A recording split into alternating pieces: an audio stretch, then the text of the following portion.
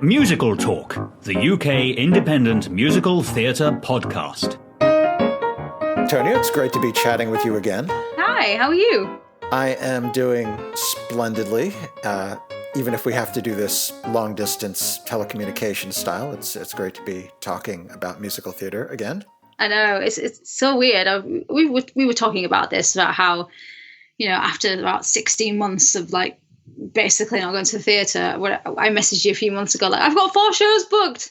This is amazing. It's been a really good few months. It's been really, really exciting. How are things over there? Are things opening up again? Because obviously, they are here. It's happening in fits and starts, and usually audiences are required to have vaccination credentials and wear masks throughout a show. But theater and musical theater are coming back to life. In my case, I got a call from the Pantages, which is one of our local venues, informing me that I had tickets to My Fair Lady, and the production was coming up this month. And I was a little confused until it was explained to me that I had bought the tickets in 2019. So they were honoring them and actually staging the show that had been planned for early 2020. So that was a nice surprise. I just saw Wicked, which I booked in February 2020. That was great, but it's weird. I've waited nearly 18 months for this. It was worth going, but when you just hope this actually lives up to expectations, because this has been a big old wait. Have you seen anything live yet? Well, obviously I saw a lot of local micro theater and musical theater at the Hollywood Fringe Festival, since I had a show running in that festival. But as far as kind of large scale professional productions, high-end productions, I think My Fair Lady coming up will be my first show in a while. I might have forgotten about something, but mostly it's been a diet of Zoom musicals and internet musicals and pre-records of live shows and all the various surrogates that we've been using for live theater during these last months. Yeah, I've seen 4 shows. I've seen Be More Chill. I saw Amelie, Hairspray, and Wicked. So kind of 4 very different shows, 2 kind of short-running kind of limited runs, and then 2 kind of big ones, although Hairspray was a limited run too, but it was a sort of revival of a previous production. And then obviously Wicked I have seen before a really long time ago, but didn't remember anything about it. And just being in a full theatre for the first time was just so moving. That made me cry a lot. I was just so excited to be in a theatre, and the appreciation from the audiences has just been out of this world. Everyone's obviously so thrilled to be back. I have actually noticed that audiences have been behaving themselves a bit better. And I don't know why that is. Maybe it's because it's just such an event. It's just so exciting to finally be out and watching something that, people aren't watching it through their phones. People aren't messing around on their phones. People are actually watching and enjoying what they're seeing. Who knows how long this will last for, but it's nice that it's kind of flipped that kind of, before, me and Nick talked a lot about this, about audiences kind of, going to the theatre and not turning off the phones and not switching off, and people are actually doing it. It's amazing. It's just taken a pandemic for it to happen.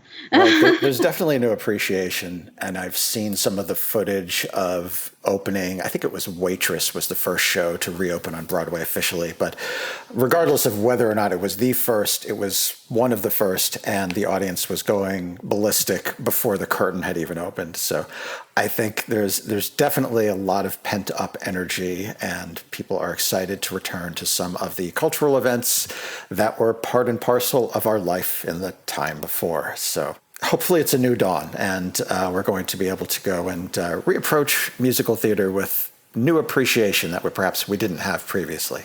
I hope so. I hope it's that people have really realised what they've missed and what's lacking when they don't have that in their lives. And hopefully, because especially here, the government's been really, really awful towards people that are sort of self-employed musicians and actors, and they've really not helped people through the pandemic, and people have really struggled. And it's been really nice to see the appreciation from the general public towards people in those sectors, and actually how much appreciation people have given them now they're back doing what they should be doing. It's really, really exciting, and it's nice. It's nice that people put that appreciation. It's not kind of like, oh, they're an actor, they're on the stage, they're here to entertain me, it's their job, blah. It's kind of more like, this is amazing. This is a privilege to be entertained by this person. I really hope that continues. This is all very well and good though, because we're not actually talking about a live musical today. No, we're not. We are talking about a filmed adaptation of a musical. And in that sense, this chat is a little bit of a follow-up, isn't it? Because a couple of years ago, you and I got together in, what park was that? Was that Regent's Park, to discuss a live show we had just seen at the time, which was Everyone's Talking. Is it Everyone's Talking or Everybody's Talking? It's Everyone's, right? I just realized it's Everybody's Talking about Jamie. Everybody's, yeah. Yeah, I realized I don't actually know the name of the show because I didn't remember. Anyway, so we got together to talk about the stage version of Everybody's Talking About Jamie. And now there's been a film adaptation, so we can and we've both seen it. So we're here in the virtual sense, to discuss the movie adaptation and perhaps contrast it a little bit to the stage show from which it was based. Which has just closed in London. It closed, I think it was last weekend or the weekend before, I'm not sure. So let's talk about this. One interesting way to discuss a film adaptation of a musical, and for those listening, we should just clarify, so this is not one of the cases where a stage show had a couple of cameras in front of it, as Disney did with Hamilton in 2020. This is a new movie based on and adapting the stage show, but it is made for the screen, so it's translating the show into a new medium. And what I think is always interesting about film adaptations is how they differ from their source material. And I think in some cases, the film version of a musical can serve as an opportunity to do some rewriting and improvements. And we can think of the case of West Side Story, where I think the film version was regarded generally as better in many cases than the stage original, to the extent where if you see a stage production of West Side Story today, you're actually seeing, if I understand correctly, kind of a blend of some of the numbers as they were written or rewritten for the film and the original show. So in one sense, it really is an opportunity to do the musical over and see what can be changed. And I think that is the case with this as well. I really feel as though they've taken the original stage production, which we both agreed was very enjoyable, and they've really, in my opinion, improved upon it. I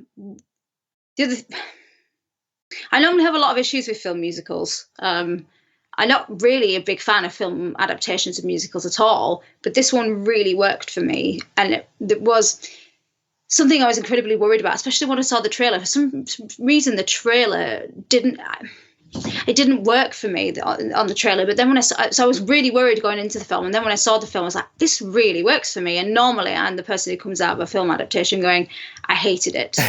Yeah, I don't know. When you think of what happens in cinema to musicals that started out on the stage, I think there is both an advantage that films have and then a challenge that they face. And the advantage is you've got the camera and you can cut away from a moment and show something else while still hearing somebody singing. I think what I think informally is it makes the slow songs much more interesting because you can look at something, yes, right? You can look at something that's not just one singer facing you earnestly pouring their heart out. You can show visuals that exemplify the thing that the person is singing about. So exactly what I was going to say. Yeah, and that is, I think, the big advantage that cinema offers over the stage, where there is no control over there's no direct control over what the audience members are seeing, and there's no ability to immediately change the visuals unless you've got a screen on stage or or you're cleverly, switching between different parts of the stage that might have different backdrops. But by and large, you're stuck looking at what you're looking at.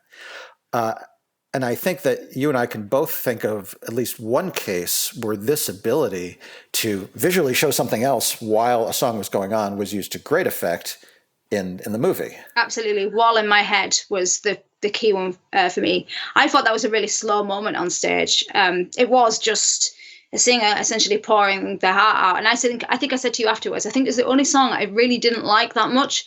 It felt like this may sound really, really bad, but it felt a little bit like an attempt at being Dear Evan Hansen, or giving the actor a chance to sing something a bit like Dear Evan Hansen. Right. Whereas in the movie, it worked, and it was my favourite moment in the film. Well, one of my favourite moments in the film, because you really understood the pain that Jamie was in while he was singing it.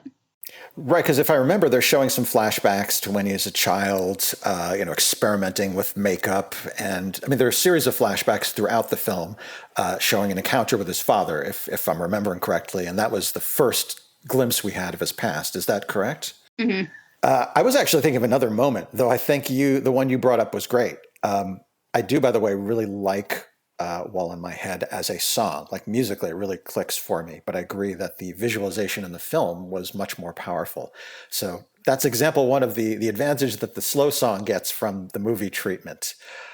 I was actually thinking about the song that Hugo sings, Hugo, who is Jamie's mentor, which was completely replaced from the number that was in the stage show.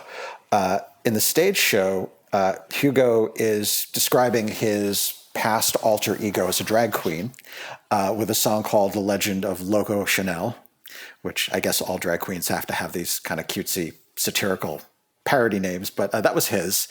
And I don't know how well you remember the original number, but it was kind of a very flamboyant, melodramatic description of Hugo's rise and fall as a stage performer. And there was mention of being betrayed by his agent. And it was presented very much as a larger than life kind of highly theatrical legend, right? It really was kind of this larger than life Paul Bunyan style story. And I found that was a dead spot in the original show. Me too. Another number I didn't like in the original show was that one. Right, because we just encountered this guy, Hugo, and we don't really, at that point in the show, we don't quite know how he's going to fit into the show. And we're not really vested in him as a character. We've just met him. We can intuit that he's going to be a mentor figure, but we don't really care about him personally the way that we do about Jamie at that point, right? We're emotionally tracking Jamie, and all of a sudden this dude hogs the spotlight for 3 or 4 minutes telling us about events in the past that we have no way of seeing and that don't really bear upon Jamie directly. And in that moment as well, we don't really understand why he wants to be Jamie's mentor. It's just that he ends up being, and we accept it. Whereas in the film, we really understand why. Exactly. We've got a new number, completely new for the movie, called This Is Me, or That Was Me. Hang on. It was This Was Me. Yeah. I'm not confusing it with the song from The Greatest Showman. And it's entirely different in tone. It is a little bit wistful. It is mournful. It shows that Hugo not only has glory days behind him, but he's really haunted by the impact of the AIDS epidemic, which was contemporary with his rise to fame as a performer. And Gone is kind of this brash self-celebration, and it's much more like a grim admission of the trauma of the past. And the struggles of the LGBTQ plus community as a whole as well, because, Jamie's story is a very small kind of window into that, isn't it? It's about acceptance of who you are. Whereas that story that we see in those few minutes through, Hugo telling his past, it gives us a window into the sort of the broader community. And I think that's really important because it kind of gives you a sense of where this fits in. And in the grand scheme of things, Jamie's story is important. It might not seem that important to some people, as a boy who wants to go to his prom in a dress, whatever. But actually it is important because these struggles all add up to something, don't they? That's the point. And his triumph at the end means something more than just turning up to prom in a dress, because it's acceptance, not just of himself, but by his peers. And that's huge, isn't it? Because that's progress. Exactly. It really contextualizes what Jamie's struggle is and lets you see it as part of a bigger picture. And it raises the stakes, essentially, because in the big scheme of things, whether some kid from Yorkshire gets to be a performer is not a huge ordeal. But if you see his struggle as part of a much bigger picture, then you feel like you're watching a more important story. So what's remarkable about this song is it makes us sympathize with Hugo. It really gives us a sense of who he is by dropping all the flourish and showing both the triumphs and tears of his past. And it also makes us more vested in Jamie. So in that sense, it's a really powerful song and so much better than the song it replaced. Absolutely. And can I just say that Richard E. Grant is gorgeous in this film? He did a bang-up job. I guess we should also mention the visuals during that song, where they have a series of flashbacks that are seemingly presented through a camcorder of 1980s vintage.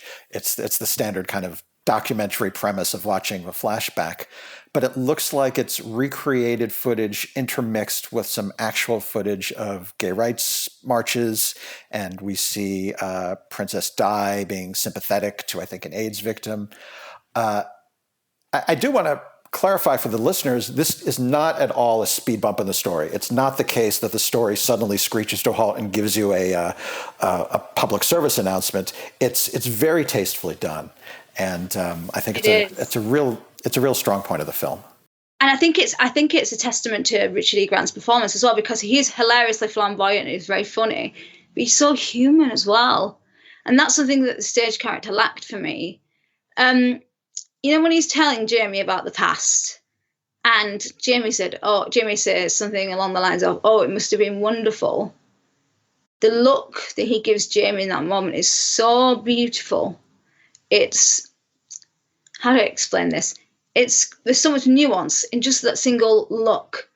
It was like a sort of heavy sigh of devastation, of real trauma mixed with fondness and nostalgia. And to show that in a look as an actor is really hard. I thought, wow, when I rewatched that, it really hit me. And then obviously it goes into the song, and there were just little bits to his performance mixed in with the humor. It was a well-written rewrite, but also a great performance as well. I think this also points to one of the other advantages that film has over stage, in that you have precise control of the camera and you can have close-ups. In stage, there are no close-ups. You cannot have a small, nuanced facial expression like that because it simply won't read to an audience that's physically too distant from the actor to perceive that. But in a film, you can do a close-up. You can have the character show these very subtle nuances of emotion just through a facial expression.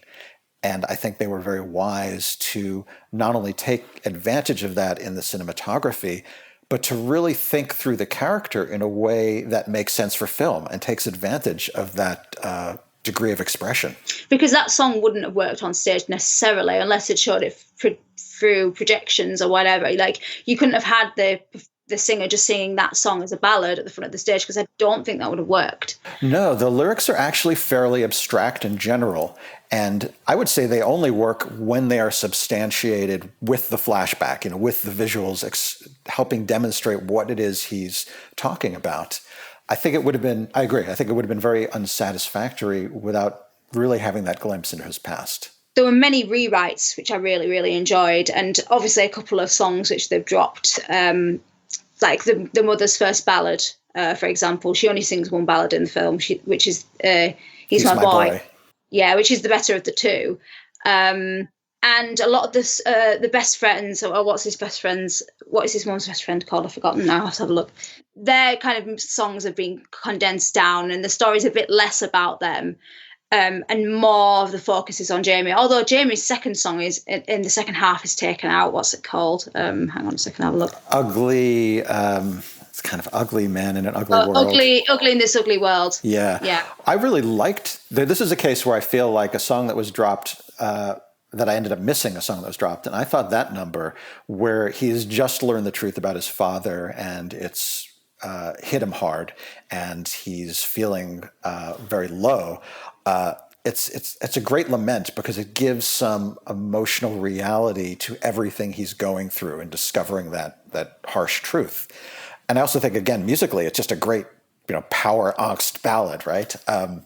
Yeah. So I found I really missed that, and I did too.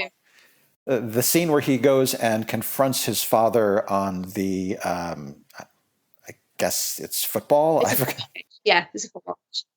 I think, or rugby pitch. I can't remember. Was it rugby or football? I can't remember now. Actually, it's one or the other. I think it's football. One of those British sports. Anyway, that moment didn't have the same gravitas to me. I really feel like I needed to see him confront those emotions in song. So I missed that number, and I wish they had kept it. So I slightly disagree. So the number I missed mainly because you see him acting out, but you don't really get to understand why he's acting out 100%. I think that's because we saw a conversation on Facebook by one of our musical talk presenters called Dom, who posted about how he didn't really like the character of Jamie very much in this film. And I do wonder whether that ballad being missed out gives, kind of that ballad being missed out kind of stopped us from understanding why Jamie was acting that way for a few moments.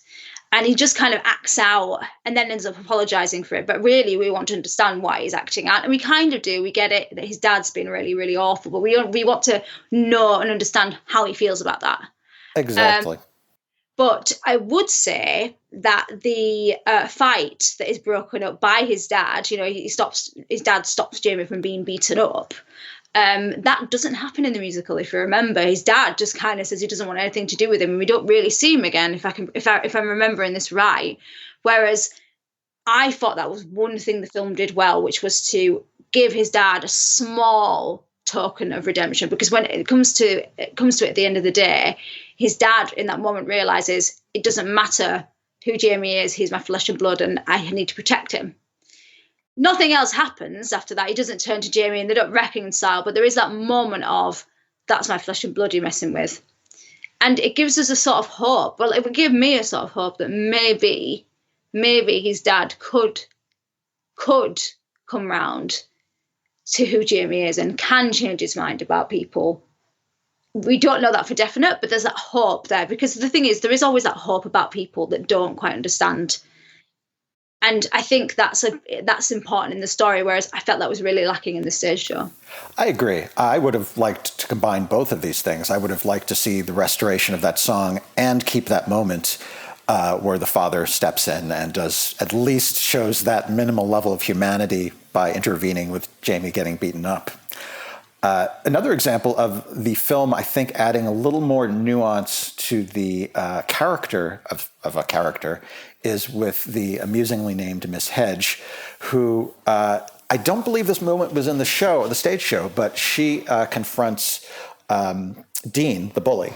And in this moment, which is not necessary at all for the plot, but Dean is basically about to blow off a math test, and she says, "Come on, no, I want you to take that math test." And he says effectively, "I'm too stupid, it doesn't matter." And she encourages him to at least try. So she who turns out to be an obstacle to Jamie later, and earlier in the film was kind of discouraging. She's a bit of a downer. She was discouraging Jamie's dreams.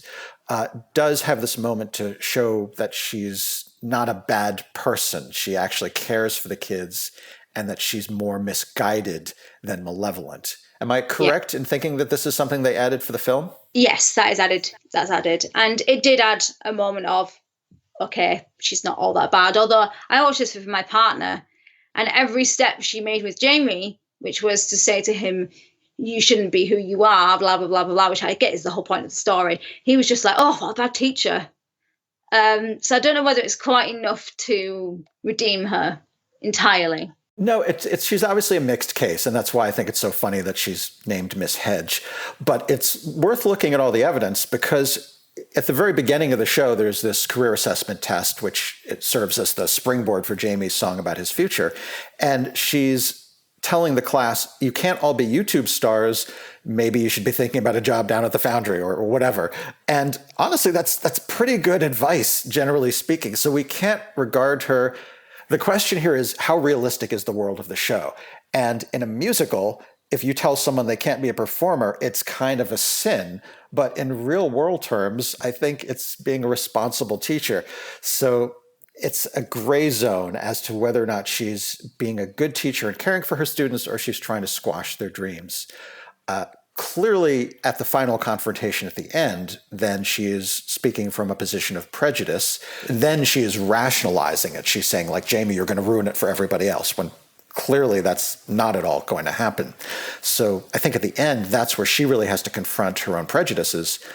But prior to then, I don't know that she's acting all the time as a terrible character. And honestly, I felt a little uncomfortable when Jamie was dissing on her, when, you know, he is basically saying, you're a loser, you have no future. So the bit that I dislike, someone who has been a teacher, the bit that I dislike is the bit where he's in the toilet and he's drawn his eyebrows on funny, and it's funny, but, you know, and a teacher might laugh and say, okay, go wash it off or whatever. But it's the fact that she parades him around the school and embarrasses him, which is not what a teacher would do. Oh, I agree. That is a monstrous act. And that's, I think, part of the bad side of Miss Hedge. And that's the same side that we see later when she is the obstacle to Jamie's arrival at the prom. But on the other hand... I don't know if you noticed in the song Work of Art, Dean, who normally sings the interjections with the head teacher, no longer sings those parts. It's just the head teacher's song. That is interesting. And it also ties into another omission in the film.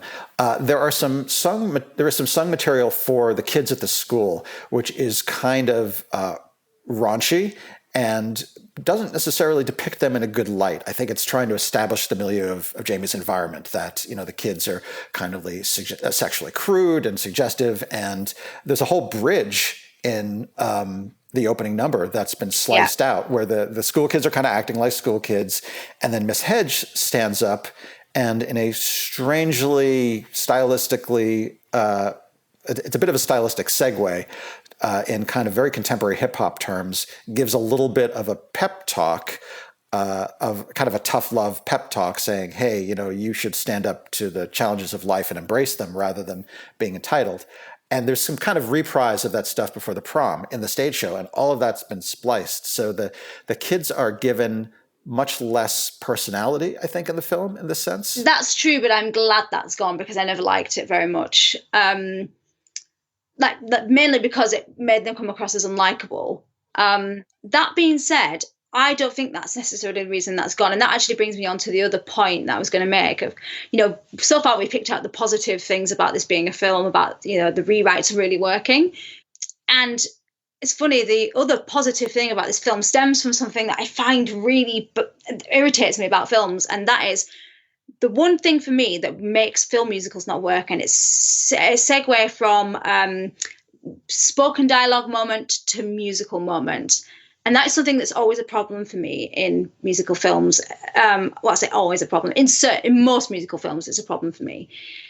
With the exception of Chicago, which we both agree is much better than the stage musical, yes, because the numbers are in Roxy's head. And I feel like this musical film borrows from that a little bit. And I think that some of the changes that have been made have not necessarily just been put in for the sake of rewrites to make the story better, but have actually been put in to make the musical numbers work better on screen. So that section that is missing out of the opening number, where we see a bit more of what's going on with the children, I think that's been purposefully missed out. And moments like that throughout the film have been purposefully missed out to make the numbers work slightly better on screen. And the opening number, when that is missed out, it comes more from Jamie's head. It's like evolving out of Jamie's head, and the kids around him are essentially just his backing singers, which they are in the West End. He says they are my backing singers, you're my backing band, and right, I don't care about your feelings. But by making them just the backing band, and they're kind of dancing very robotically, like he is controlling them in the film. All those things, make that musical number work better on screen, because it evolves from Jamie's brain rather than suddenly the kids burst out into song on the screen, and it's a bit jarring and it doesn't make any sense why they're doing it. And there are lots of moments like that throughout the film. The only one where the kids are actually sort of singing and it's not in Jamie's imagination is Everybody's Talking About Jamie, right, which works because it's just the kids gossiping amongst themselves. And it's believable. And I felt like all of the transitions from dialogue to musical moments worked really, really well. And there wasn't one that jarred for me. which is something that bothers me in nearly every single musical film that I watch. And it's like, oh, okay, the singing all of a sudden. Whereas I never felt like that in this film. I never felt like, oh, the singing, why are they singing? Can they stop singing now? As someone who loves musicals, I can't believe I would ever even think that about a musical film. But sometimes you're watching musical films and you think, this just doesn't work. This is written for the stage and it's not been adapted well enough. It doesn't work. It seems so weird that they're singing it to me in this moment, whereas in this film, it never felt weird to me. Even the songs where they weren't in Jamie's imagination, like He's My Boy, that worked really, really well because it was just a quiet moment where the mother sings sitting with a cup of tea at the kitchen table. And it just worked. It was a quiet moment, and obviously we're seeing other things happening, where Jamie is, for example, during that moment, which makes it a little bit more visually interesting. But that quiet moment of I'm just pouring my heart out, and you're seeing me do that on screen worked really well. Whereas if you contrast that to something like Les Mis, where you're right up in the faces of the actors as they're pouring their hearts out, it worked better in this film. And I don't know if it's because it's just such a normalized moment on screen and something that we can all relate to, or it's just done better. Those close-up moments in Les Mis, they seem too theatrical and over the top, whereas this felt really down to earth. And it's still, and just really, it was really well acted and performed. It just didn't seem like over the top and too theatrical. It felt like a really quiet, gentle moment. And that could be the testament of the material, because in the stage show, it feels like that as well. It doesn't feel like this big, grand theatrical moment. It feels like a real delve into the soul and the mind of the mother. And I felt like that really came across. It really translated on screen. So for me, I was really pleasantly surprised with this film because I expected it to jar. But the changes that they put in, and they did take a lot out, really, really worked for me. And it really made it work as a musical film. I agree that transition, except possibly with the first song, often felt very natural and non-jarring. What's interesting is that in a film, we talked about some of the advantages that film has for musicals, but one of the challenges it faces is this exact question of how do you handle that transition from a literal reality, which we are used to seeing in film, and the heightened reality of song. And stage doesn't have this problem because on stage, everything is so abstract. We don't have an expectation of literal reality. Everything is so symbolic that we have no discomfort if everyone breaks into song. Whereas with film, you either have to rationalize it as somebody is falling into a dream or imagining something, or else you have to decide that the world of the film is kind of a goofy, heightened world where everyone can break into song at any time. And I think, we're both fans of Crazy Ex-Girlfriend, but I think that show demonstrates the awkwardness when you suddenly want to make the show, this filmed production, much more literal and true to life, whereas you have these large segments that are heightened and larger than life. The mixture of the two is much more challenging in film and TV than on stage because of the literalism of the camera. But that sidebar having been sidebarred, I agree. It's handled well here by and large, and the omissions, I think, are a big part of it. I do not miss the lament that Mom sings earlier in the show. What was it called? If I Met Me Again, where I think she's just, if I met myself again. Yeah, she's just lamenting her backstory with Jamie's dad, and really, who cares, right? She's a secondary character. Her backstory is not really that important to us. Whereas He's My Boy is about her relationship with Jamie, and we do care about Jamie. So therefore, we really do care about that song. So that is a great choice of what to keep and what to omit. Do you think that Jamie's a bit less likable in the film? Because something else my partner said to him was, God, he's acting a bit, bad here. There are a couple of moments that really, I guess, soured me a little bit on him, and I can't remember in every case if they existed in the stage version. But I mentioned when he turns to his teacher and says, at least I have a future. That was kind of harsh. Did that happen? I don't recall that one. But the one I do recall being a bit harsh is the way he speaks to his mother before he storms out. Yeah, after she lied to him. That one makes me feel really awful for the mum. But it's supposed to. I agree. It's trying to heighten the stakes for her, but somewhat at the cost of Jamie's likability. I'm also thinking of right after what would have been the curtain break, right after he comes back from his first successful stage premiere, like right after the song, everybody's talking about Jamie, and he's really full of himself, and he's bringing his stage persona into his school and kind of being a jerk. Do we know if that happened in the stage version? I think it does. I think it does. Maybe not quite the same way, but I think it does. I think it does.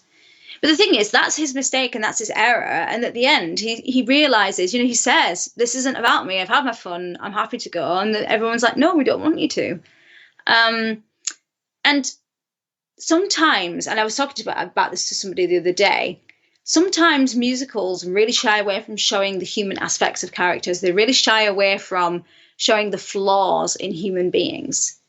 And yes, Jamie is a three-dimensional character, and because we see his flaws, and we see that he improves on that at the end. He realizes, okay, this isn't all about me at the end, and you can't get to that realization without showing the negative character traits in somebody. You can't do that. Whereas there are some musicals that really, really don't want to show their main character, their protagonist, being unlikable in any way, shape, or form, in case the audience turn on them. And I don't know. I find characters that show the humanity. Sorry, I'll start again. I find that musicals and shows that show the humanity in characters much more interesting than shows who present a character as a perfect human being. And I think that's why Jamie as a musical is so sincere.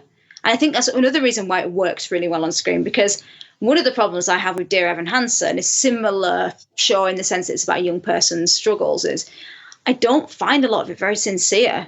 A lot of that's the way the material's written. I have talked about Pasek and Paul and their songwriting style, their pop writing style. I don't find it very sincere. I find it very formulaic, and it makes you kind of it like a paint by numbers how to feel. Whereas I never feel as though I've been told how to feel in Jamie. I never feel, I never feel as though I've been sort of spoon-fed emotions and how to feel. I feel as though everything that's been presented to me is coming from a sincere place. And part of that is showing his human flaws. Now, I know that Dear Evan Hansen is all about human flaws, but on the flip side, I can't really find very much to like in the character of Dear Evan Hansen. So, I can't find much to like in the character of Evan Hansen. So maybe that's the flip side of that argument. But I don't know if you agree. I think it's a matter of nuance, right? Imagine a flaw scale from Dear Evan Hansen to Annie, right? In terms of how flawed the protagonist is. If your protagonist is a goody two-shoes with no defects, no vulnerabilities, then we will have trouble empathizing with that character because we don't really feel like they're at risk in any way. Orphan Annie glides through her life and good things happen to her. After a brief experience of life of an orphanage, life gets amazing and never stops being amazing. And it's not a very satisfying show.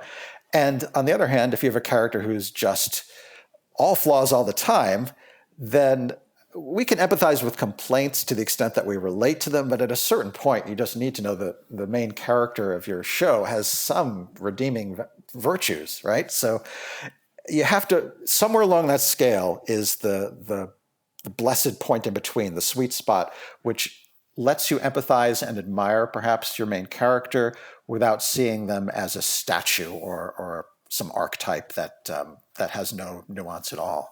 I mean, you could compare this to something like The Greatest Showman, a musical film on the screen, which, I was talking to someone about this the other day, is one of my. So I'll start again. You could compare this film to something a bit like The Greatest Showman, which shows, one of America's most notorious sort of historical villains in the most positive light possible. And in order to get away from those associations, shows him in the most positive light possible, and even makes things up about him being, big, friend to the underdog or whatever, and having those characters actually thank that person for being so fantastic. And that's like taking it in completely opposite direction. Not only do you have that kind of, everybody knows that P.T. Barnum was horrible, but it's kind of like cringeworthy. Is anything wrong with this character sort of thing? Like, I know he's not very nice to his wife in the film, but, but it's kind of like made okay by the fact that he's this great person. And I don't find that portrayal or that character very well written and very sincere, whereas I find Jamie incredibly well written and incredibly sincere. And it's that scale, isn't it? And I find something like again, I hate to be so down a Pascal and Paul, and people are like, oh, she's at it again. But those characters created in their musicals, Dear Evan Hansen and, P.T. Barnum in The Greatest Showman, they're so jarringly either awful or so jarringly perfect, or presented as perfect, or in the case of Barnum, offensively perfect in the sense that, exactly. Whereas, and there's such a lack of humanity and a lack of sincerity, which I find a problem. Whereas I don't have that in Jamie. So even though he is sometimes acting out and sometimes acting, in a way that we don't like, I never ever look at him and go, I don't like you as a person, because everybody has good and bad days. Everyone has good and bad traits.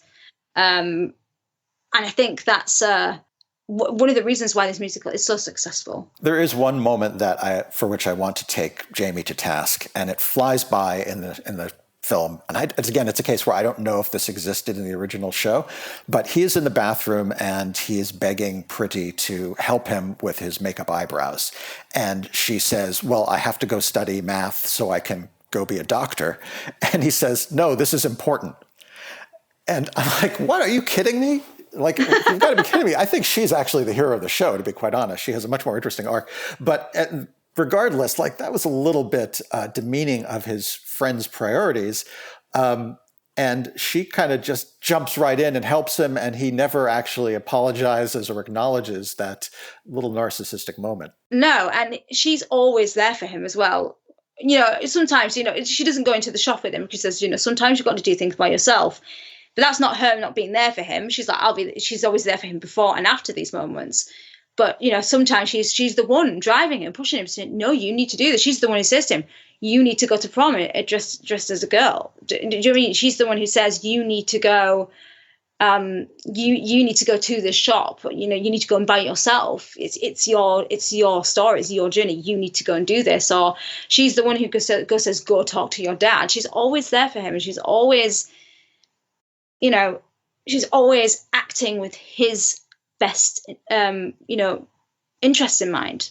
Whereas he's not always the same for her. And that's quite sad, actually, isn't it? Yeah, I just needed one line of dialogue during the denouement where he turns to her and says, I'm so sorry back in the bathroom that I said my eyebrows were more important than your career in medicine. Like, if he had just acknowledged that, I would have felt fine about the situation. But that omission rankled me a little bit. Absolutely.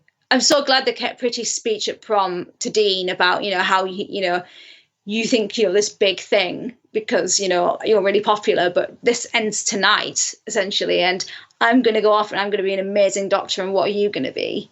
Because that got such a big applause when we saw that live. And I was so glad they kept that moment, because it really rounded off Pretty's arc in the film, because obviously she's been picked on all the way through, just as Jamie has. I was really glad they didn't take that away. I was worried that they might do that and focus completely on Jamie's arrival at prom and all that kind of stuff, but they did keep that, and I was really pleased with that, because it's a real satisfying moment. I think Pretty is a great secondary, I don't know, I guess she's not really a secondary protagonist, but she is a great best friend character, because she has strength and there's a lot we can admire in her. And yet she has her own vulnerabilities and she has her own arc, and she grows at the end, and she takes ownership of her own pride and absolutely nails it when she condemns the social politics of high school by saying, the dream's about to end. So she's a great character. I really enjoy her. And at the same time, I'm so glad they didn't give her a song that was just about herself. because that would have been the same mistake as the show made with the mother character, where that would have taken us on a digression. So that when she does have a song, it's called Beautiful, it's about Jamie. It's one of many songs that are meant to prop Jamie up and encourage him, but it presents her point of view. It really offers if not a deep philosophy, a kind of view of the world that allows her to spread her wings and give her own opinion and give her point of view, even in service of another character. Yeah, it's not about her, but we understand her. And very much like He's My Boy. It's the same idea, is that you can give a secondary character their moment in the spotlight without making it feel like it's a complete digression that stalls the primary plot of the show. So both of those songs serve really well. Something I did see on Twitter was somebody complaining about how idyllic Yorkshire looks.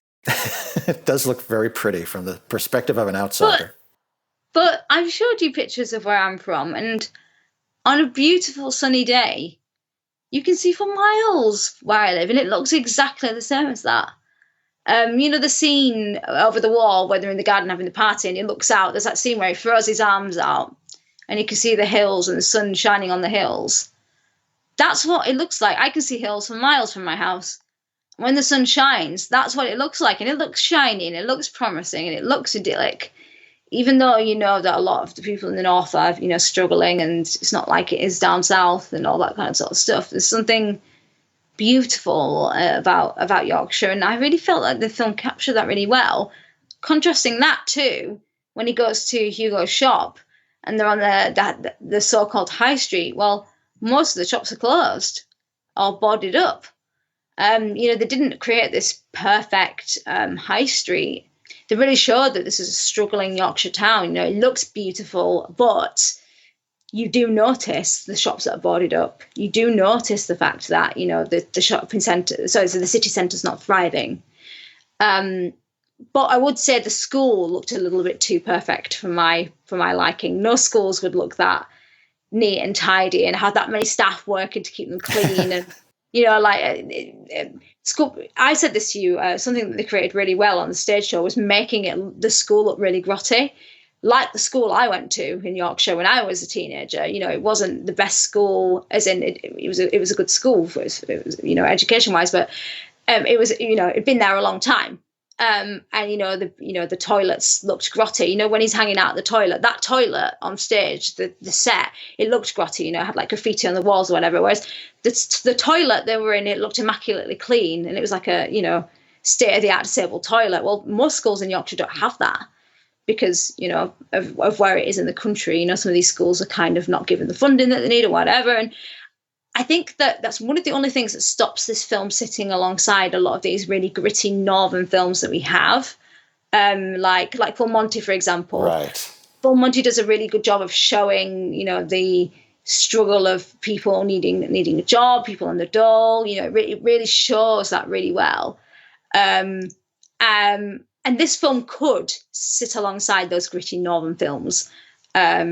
Despite the fact that it's a little bit fantastical. I mean, Full Monty's a little bit fantastical still, but there's some gritty realism about it because the people in it are doing this extraordinary thing in the midst of this real struggle and this real place. Whereas I think sometimes the world that Jamie's in doesn't always seem 100% real. Yes, okay, they have the boarded up shops and stuff, but the school's a little bit too clean and tidy. The kids, all the kids in their school uniforms are all wearing them a little bit too nicely.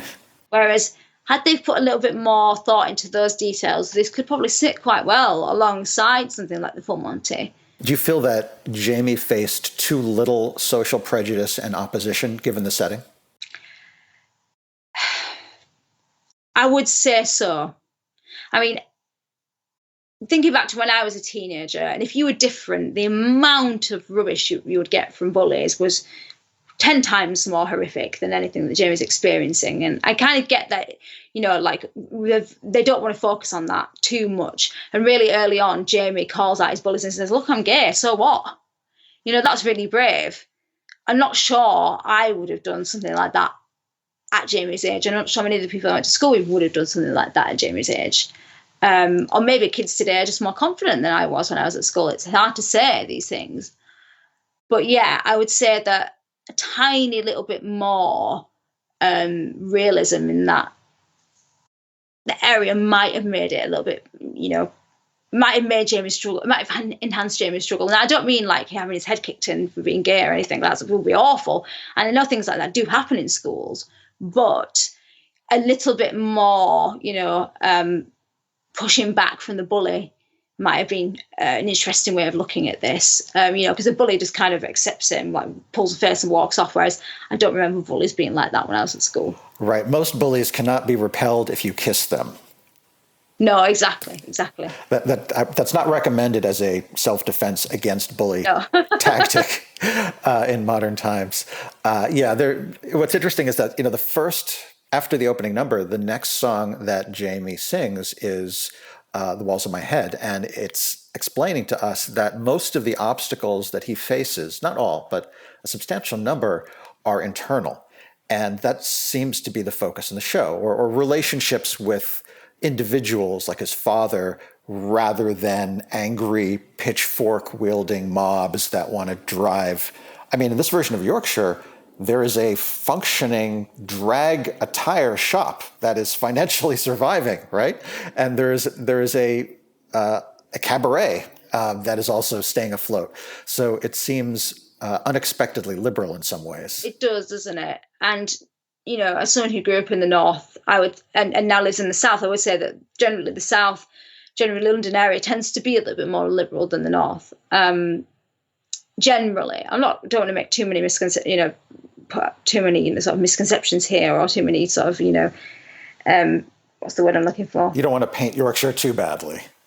Well, yeah, exactly. It's my home county. I don't want to paint Yorkshire too badly, but I do know that there are people up there who are not as accepting and not as liberal. So you do wonder whether that aspect of the story is particularly realistic. But then again, I understand why the musical's not focusing on that, because it's not about that necessarily. Yes, Jamie has to face some opposition for the fact that he wants to dress, in a dress. However, a little bit more resistance from some of the bullies might have made it a little bit more realistic in that aspect. But what they're trying to enhance, that falls away at the expense of what they're trying to enhance in the story, essentially. And it's not something that I miss, but it might make it a little bit more gritty and realistic. Right, and it's again that same question of what is the level of realism in the world of your musical, and that it's much easier to fudge those details on stage where you're not responsible for a photorealistic depiction of the world, whereas in film you are, and you really have to decide how to bridge that boundary between the heightened realism of a song and then the very literal visualization of a world that the camera shows us. In some ways, animation may be the ideal medium because you get the benefit of both media. You can have close-ups in animation, you can have nuanced performances, but the world can more easily be heightened and compatible with the idea of bursting out into song when your emotions are sufficiently strong. So this is probably worth an entire episode of Musical Talk on its own because it's such an interesting topic.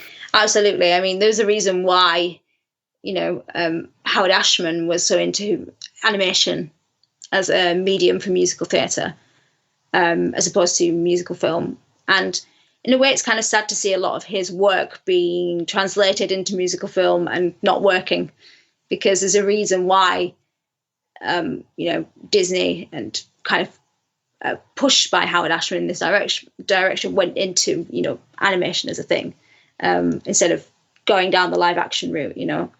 It's like you said, because I think it lends itself very well to musical storytelling. What do we think overall of this film adaptation? Pleasantly surprised. I really enjoyed this. This was a nice reminder of the stage show, but then for me, it improved on some aspects of the stage show. So for me, it's big thumbs up. I really, really like this film, and I was really surprised. I agree. I think it's a nice translation, and I think they made some meaningful improvements.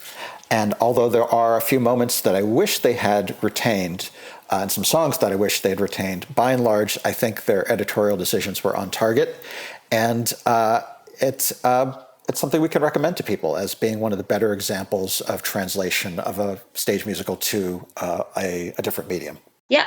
So where can people watch this if they want to watch it? I believe it's Amazon Prime, right? Because it's an Amazon Studios original production. I believe you need to be a Prime subscriber in order to see it, but most of these services have, a free trial period, or chances are that you, the Musical Talk listener, you probably have a friend who has Amazon Prime. So go over to their house if you have to and go watch it there. Yeah, absolutely. I think it's well worth a watch. All right. Well, I think we've come to a logical resting point for our discussion. So thanks as always for the chat. Always a pleasure to discuss musical theater with you. And you. Thank you. This has been really fun. All right. Till next time. Bye. Now I have to find the off button. For more information about Musical Talk, please visit our website at musicaltalk.co.uk. You can email us at feedback@musicaltalk.co.uk, listen to past episodes on iTunes and YouTube, and follow our social media channels on Facebook, Twitter, and Instagram.